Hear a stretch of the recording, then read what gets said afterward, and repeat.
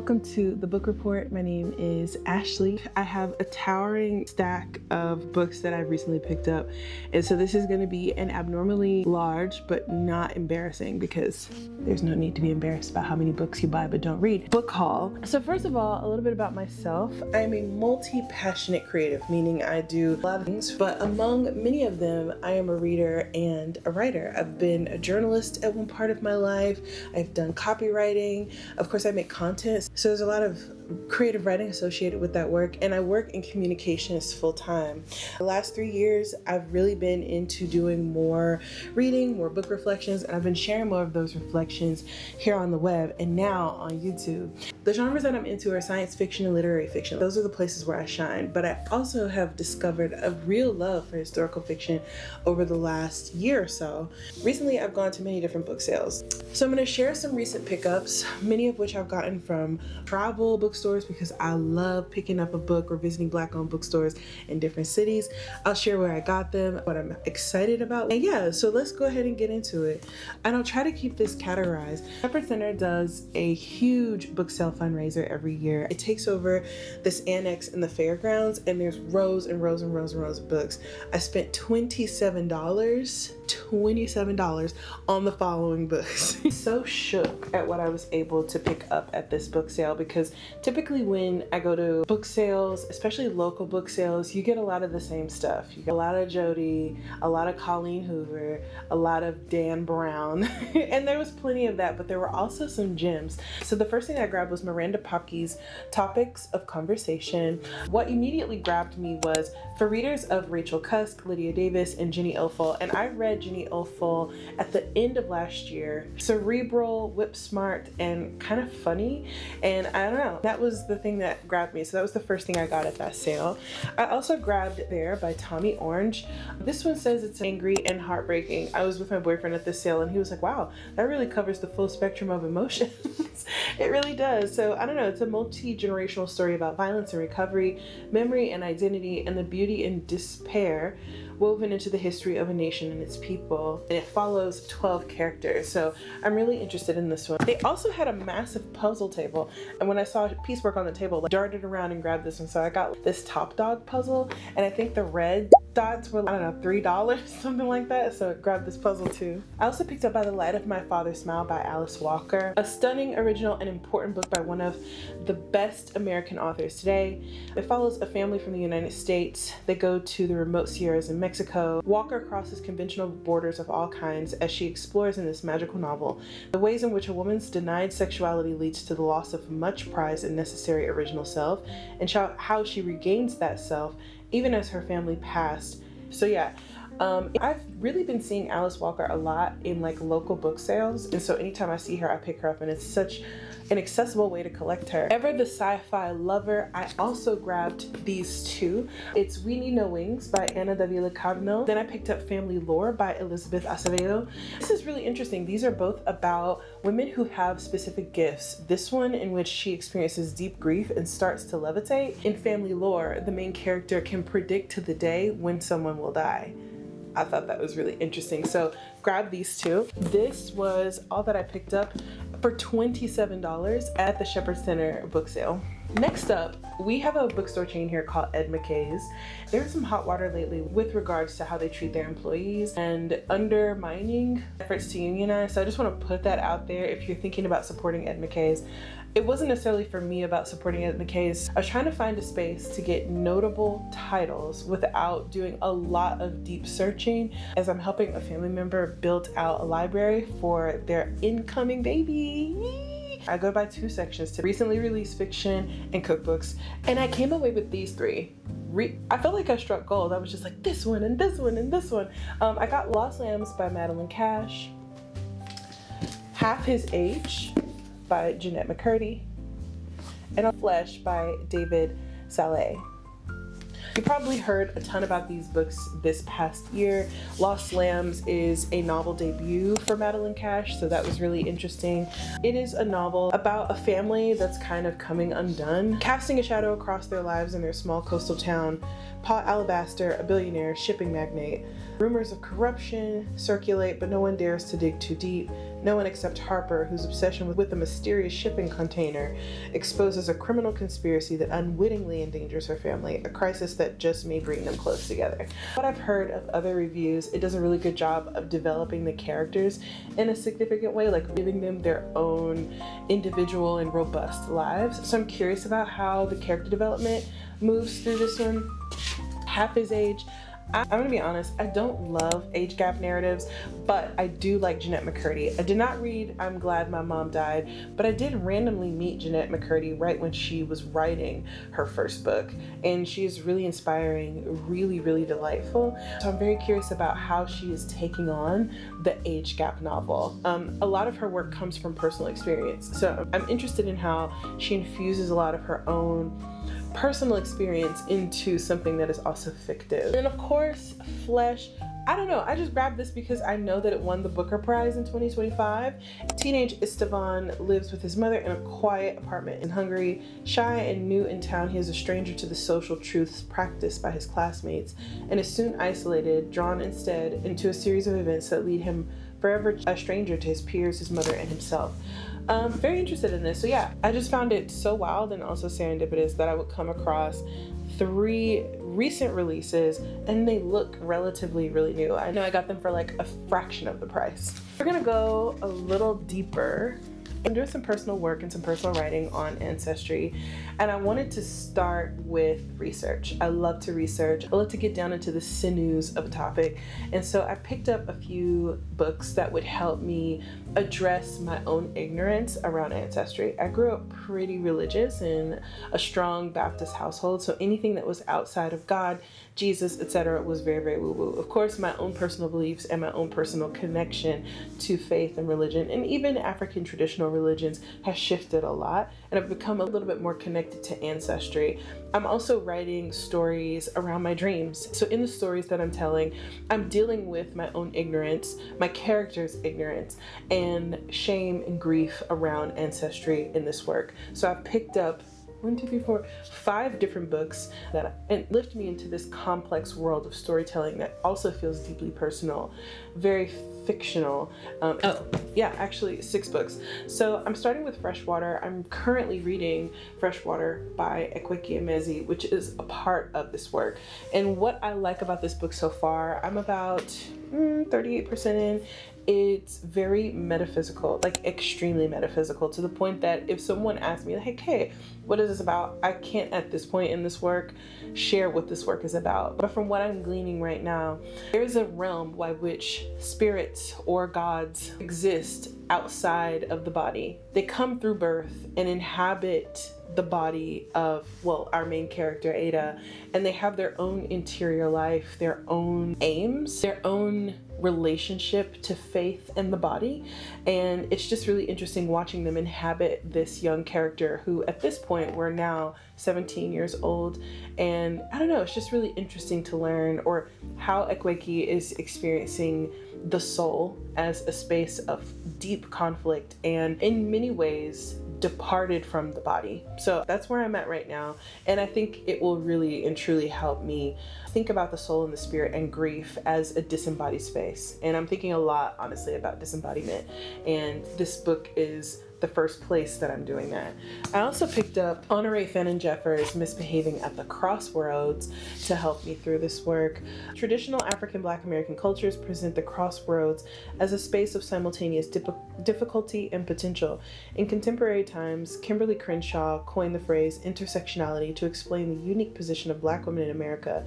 In many ways, they are a third crossroads, attempting to fit into notions of femininity and respectability, primarily assigned to white women, while improvising strategies to combat oppressions.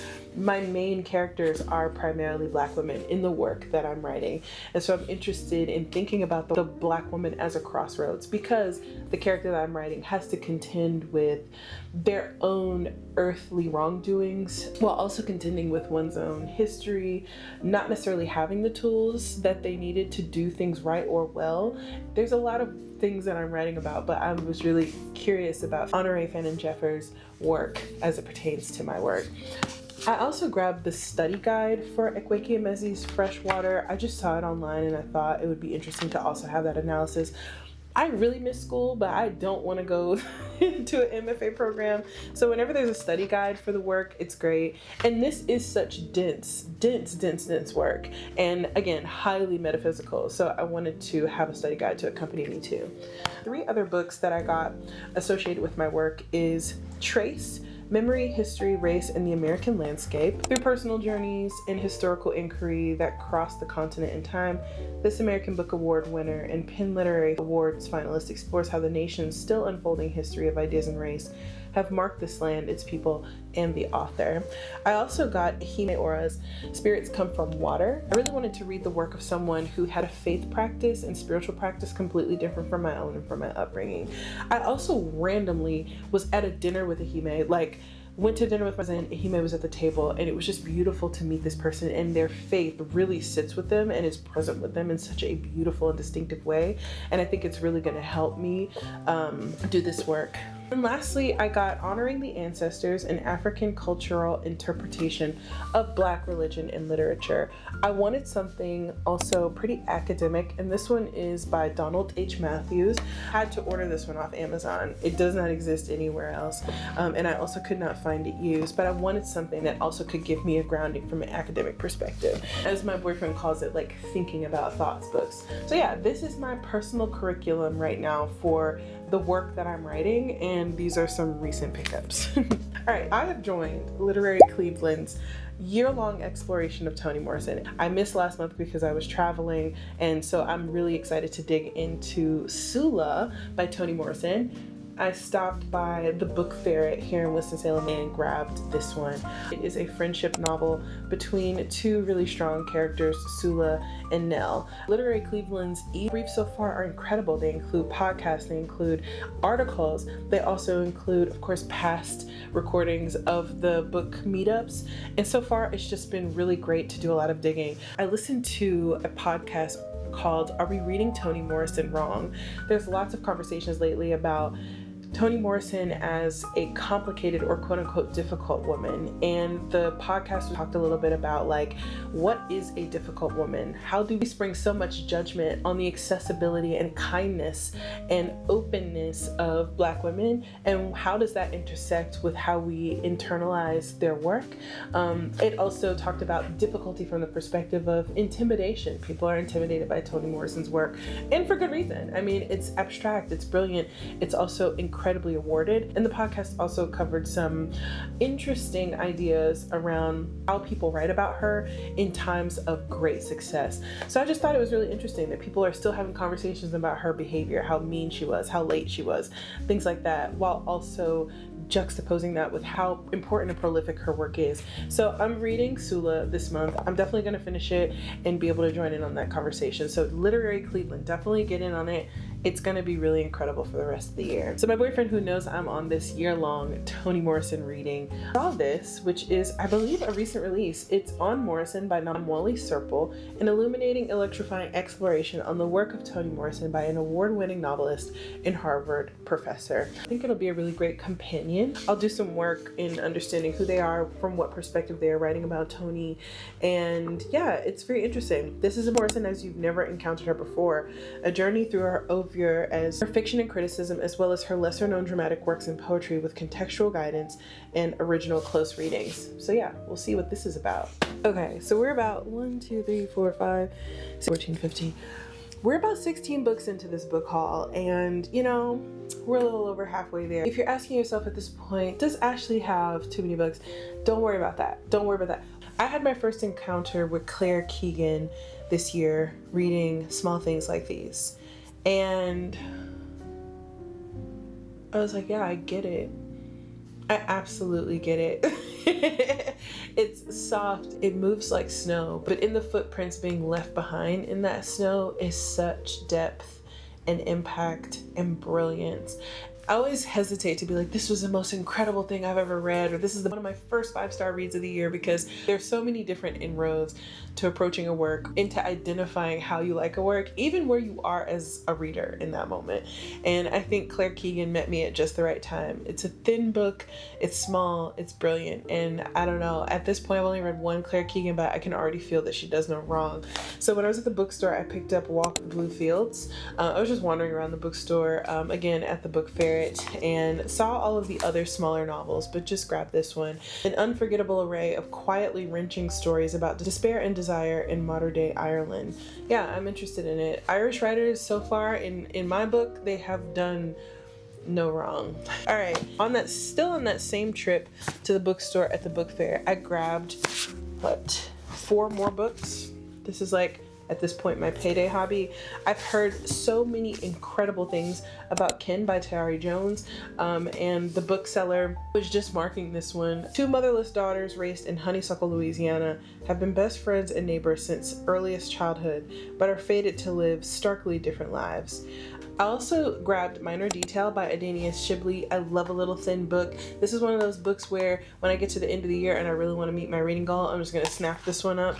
This haunting novel cuts to the heart of the experience of erasure, dispossession, and life under occupation in Palestine, and reveals the difficulty of piecing together the shards of a narrative concealed by a fragmented history. Historical fiction is really grabbing my heart these days, and it just has a really compelling and beautiful cover, so interested in that. I was also looking for another Booker Prize book, and ended up grabbing the Booker Prize winner last year, called Heartlamp by Banu Mushtaq. On days when it is impossible for Shazia to wake up in time for the dawn namaz, she would blame it on her high blood pressure, and had a habit of saying she had no peace because of those damn tablets. Her mother used to say, "All this is Shantane's game. Shantaine comes early in the morning, presses your legs, drapes a blanket around you, pats you back to sleep." I'm so interested in this work. It's 12 stories capturing the everyday lives of women and girls in Muslim communities in southern India. I know this is going to be absolutely stunning. I love walking around the bookstore with my sister. My older sister has become such a reader over the last year, and at this point she's at the phase of excitement where you can't stop picking up new things. She is a fantasy girly, a sci-fi girly, and a romance girly, of course. Romantasy, romantic, romance girly, and she convinced me to pick up Robin Hobb's Assassin's Apprentice. This is book 1 of the Farseer trilogy. If you're not familiar with Robin Hobb and this massive giant stack of a fantasy world that she has built in different combinations of trilogies and duologies, all wrapped up within the same immersive high fantasy world, then I don't know. I still don't know what it's about. It's really cool that George R.R. Martin, who has also built these super high fantasy worlds, has also done some blurbs for her series as well. Fantasy as it ought to be written, Robin Hobb's books are diamonds in the sea of zircons. Young Fitz is the bastard son of the noble Prince Chivalry, raised in the shadow of the royal court by his father's gruff stableman. Fitz is treated as an outcast by the royalty, except the devious King Shrewd, who has him secretly tortured in the arts of assassins. For in Fitz's blood runs the magic skill and the darker knowledge of a child raised with the stable hounds and rejected by his family. That's a lot. That's a lot. I don't know where we're going, but I told her I would at least try book 1 with her, so we'll see. I'm nearing the end of Harry Potter, reading it for the first time, and so I'm actually kind of bummed about it. I feel like I'm coming to a close. I've learned so much through the series, and I'm actually going to talk about it when I talk about my current reads of the year, because I just finished book 6, but I'm interested in reading another, I don't know, world, being immersed into another world. So I wonder if Robin Hobb is gonna satisfy that craving for me. I use fantasy as buffer books for the most part. Actually, I forgot about this. I got The Sympathizer at that book sale, winner of the Pulitzer Prize. The Sympathizer is a sweeping epic of love and betrayal. The narrator, a communist double agent, is a man of 2 minds. Blistering exploration of identity in America, a gripping espionage novel, and a power story of love and friendship. Yeah. Down to my last 2 books. While I was in Philadelphia recently, I stopped by Uncle Bobby's Cafe and Bookstore and found the Exogenesis trilogy by Octavia Butler. I always see parable books. I see Kindred, I see Dawn, but I never see this particular trilogy. So I picked this one up. It's absolutely beautiful. And next before last, I got House of Day, House of Night. I got it to join a book club, which I eventually was not able to attend. It's a novel about the rich stories of small places. A woman settles in a remote Polish village where she knows no one. It has few inhabitants, but it teems with the stories of the living and the dead. Another brilliant Constellation novel. It reminds us that the story of any place, no matter how humble, is boundless. And last but certainly not least, this one was really hard to get my hands on because it is nowhere to be found in America. It is Hanako Footman's Mongrel. It's been blurbed by Wiz Wharton, Stephanie Scott, and Helena Lee. Follows 3 different women, Mei, Yuki, and Haruka.